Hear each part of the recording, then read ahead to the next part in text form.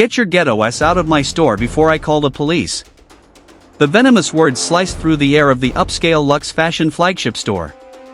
Brad Hutchinson's palm connected with Zara Williams' cheek in a sharp crack that made 50 shoppers gasp and freeze mid-step. Cell phones emerged from purses and pockets like weapons drawn in unison. Children stared wide-eyed as their mothers pulled them closer. The security cameras blinked red overhead, capturing every second of the assault. Zara stood motionless, her hand touching the burning skin on her face. Her tailored blazer remained perfectly pressed. Her designer briefcase never left her grip. Not a single word escaped her lips, but something dangerous flickered behind her eyes. The crowd held its collective breath, waiting for her next move. Have you ever witnessed someone make a mistake so catastrophic that you knew their world was about to crumble? 10 minutes earlier, Zara had walked into the Manhattan Luxe fashion flagship with one simple goal: return a defective $3,200 Italian leather handbag and raise a concern with corporate about quality control. The store gleamed marble floors under crystal chandeliers, soft jazz drifting from hidden speakers, wealthy shoppers browsing racks of designer clothing. Associates hovered like stylists to royalty. She approached the customer service counter where a young blonde associate looked up with a rehearsed smile. "How may I help you today?" "I need to return this handbag and speak with your manager about a quality issue," Zara said, placing the bag on the counter. The associate examined the receipt, her smile faltering. "Returns on luxury items require manager approval, but he's very busy right now." "I'll wait." And she did. 20 minutes. In that time, she watched two white women receive immediate service, one with a similar return processed in under 5 minutes, another refunded with extra store credit for the inconvenience. Finally, Brad Hutchinson appeared. Slick back hair, an expensive suit, and the kind of cheap cologne that tries too hard. He didn't look at Zara's face, only at the handbag, like it had personally offended him. "What's the problem here?" he asked flatly. Zara explained the loose stitching and broken zipper. Brad chuckled, sharp, condescending. "Lady, you probably did this yourself. We can't take back merchandise customers have abused." Her phone buzzed, reminder, board meeting, 2:30 p.m., 6 blocks away. 10 minutes left. "Sir, I haven't damaged anything. The stitching was loose when I bought it." "Your quality control." "My quality control?" He stepped closer, voice rising. "We don't cater to people who buy expensive things they can't afford, then try to return them." Shoppers were watching now. A fashion blogger, Riley Chen, started an Instagram live, "Y'all, this manager is being totally racist right now." Zara kept her composure. "I can afford this handbag. I expect quality for the price." Brad's eyes swept over her dismissively. "Maxed out credit cards? Trying to impress someone at work? We see your type all the time." The crowd murmured. Riley's stream was climbing past 8,000 viewers. Comments exploded, "Fire him. Record everything."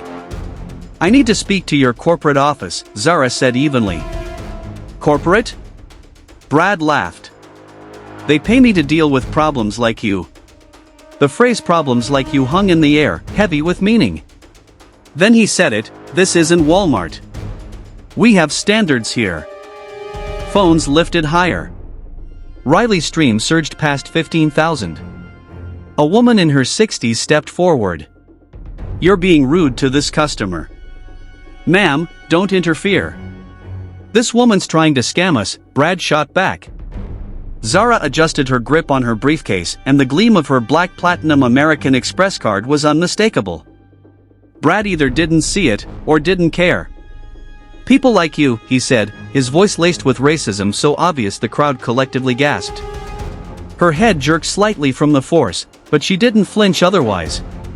And the store froze. Regional manager Janet Morrison rushed in, heels clicking. She took in the sea of phones, the murmurs, the tension you could cut with a diamond blade. "Janet," Brad said, she became belligerent over a fraudulent return. "There's nothing to resolve quietly," Zara replied, her voice carrying across the store. Your manager just physically assaulted me in front of 50 witnesses. A voice rang from the crowd. 25,000 people just watched it live. Brad scoffed. She's exaggerating. That was when Zara opened her briefcase. Out came a leather portfolio.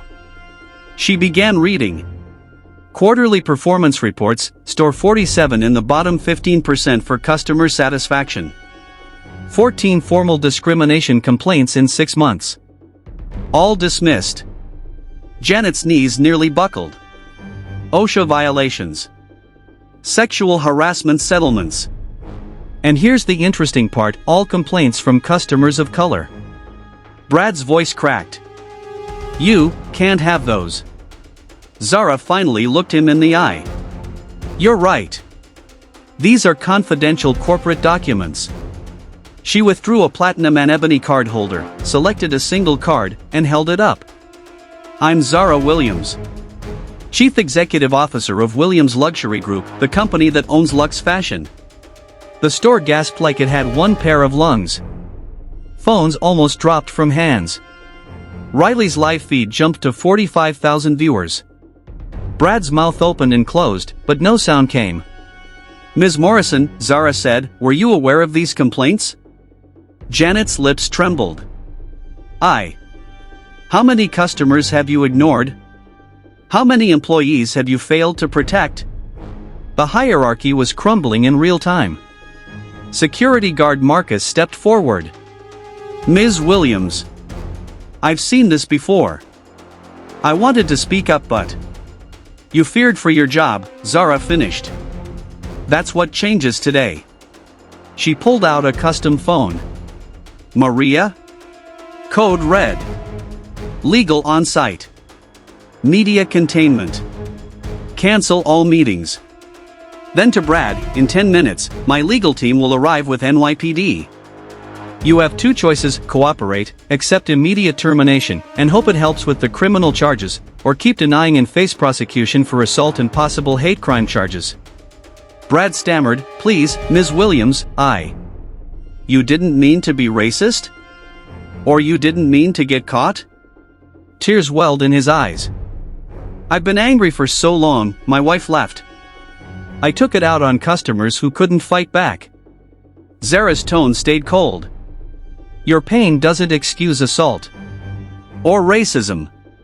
Her attorneys arrived, followed by 2 NYPD officers. Detective Sarah Chen stepped up. Mr. Hutchinson, based on witness statements and video, you're under arrest for assault in the 3rd degree. Brad tried one last plea. I'll apologize. Donate to charity. Anything. Zara glanced at him like he was already a past chapter. In the past hour, she said to the crowd, we've received 847 customer accounts of similar treatment here. This isn't one bad moment, it's a pattern. Attorney Marcus Sterling handed her a folder. Store 47, Zara announced, generates $15.2 million yearly. But discrimination, lawsuits, and lost loyalty cut profits to $2.1 million. This single incident has already cost us $47 million in market value. 3 corporate contracts canceled in the last 30 minutes. Gasps rippled again. Brad's knees buckled. Mr. Hutchinson, Detective Chen said, reading him his rights, anything you say can and will be used against you in court. Zara closed her briefcase. And Brad, this isn't about a handbag. It's about the culture you chose to uphold. Today, that culture ends. The crowd erupted in applause. Phones captured every second. And as Brad was led away in handcuffs, the CEO he'd called ghetto stood in the middle of the marble floor, not just as a victim, but as the embodiment of corporate justice.